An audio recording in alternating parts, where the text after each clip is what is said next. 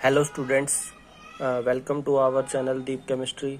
तो आज की वीडियो के अंदर हम बात करेंगे इलेक्ट्रोकेमिकल सीरीज़ की। भी इलेक्ट्रोकेमिकल सीरीज़ क्या होती है। तो जैसा कि आप सभी को पता है, जब कोई भी इलेक्ट्रोड होता है, जब वो किसके कांटेक्ट में आ जाए, आयन के कांटेक्ट में आ जाए, ठीक है ना, जब सॉल्यूशन के अंदर, तो क्या होता है, उनको हम अरेंज करते हैं increasing order of their standard reduction potential. तो हम क्या करते हैं, उसको स्टैंडर्ड रिडक्शन पोटेंशियल की फॉर्म में अरेंज करते हैं। तो इससे जो रिजल्टिंग सीरीज होती है उसको हम बोलते हैं इलेक्ट्रोकेमिकल सीरीज। ठीक है।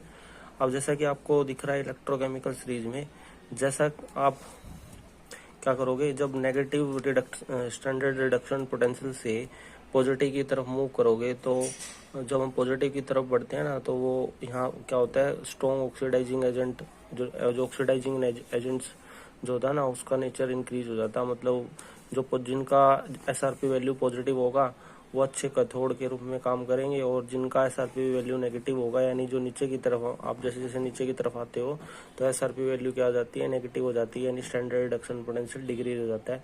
और जब स्टैंडर्ड रिडक्शन पोटेंशियल डिक्रीज होगा तो वो किसका काम करेंगे, अच्छा एनोड का काम करेंगे। ठीक है।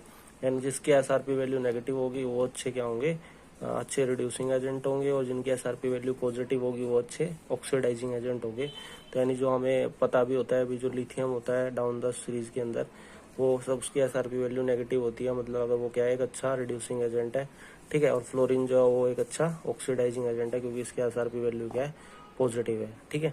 तो इसकी एप्लीकेशन है इलेक्ट्रोकेमिकल सीरीज की, जैसे आपको दिख रहा है, the metal which have low standard reduction potential, जिसका सबसे कम रिडक्शन पोटेंशियल होता है वो मोर इलेक्ट्रोपॉजिटिव होता है। ठीक है। जैसे लिथियम हो गया, मैग्नीशियम हो गया, एल्यूमिनियम, ये सारे के सारे क्या होते हैं, इलेक्ट्रोपॉजिटिव होते हैं।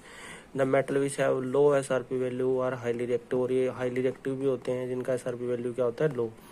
The metal which have low SRP value क्या करेंगे, can replace other metal from it salt solution, और जिनकी लो एसआरपी वैल्यू होती है ना, वो क्या करते हैं, दूसरे मेटल्स को उसके साल्ट सोल्यूशन से भी रिप्लेस करते हैं। ठीक है।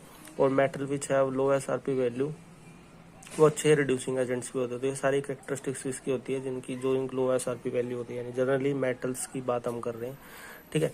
फिफ्थ क्या हो जाएगा, non metal which have high SRP value, मतलब जो हम ऊपर की तरफ जाते हैं ना, तो स्ट्रॉन्ग ऑक्सीडाइजिंग करेक्टर बढ़ता है, यानी नॉन मेटल होते हैं उनकी हाई एसआरपी वैल्यू होती है, जो किसका काम करते हैं, स्ट्रॉन्ग ऑक्सीडाइजिंग एजेंट का काम करते हैं। क्लियर।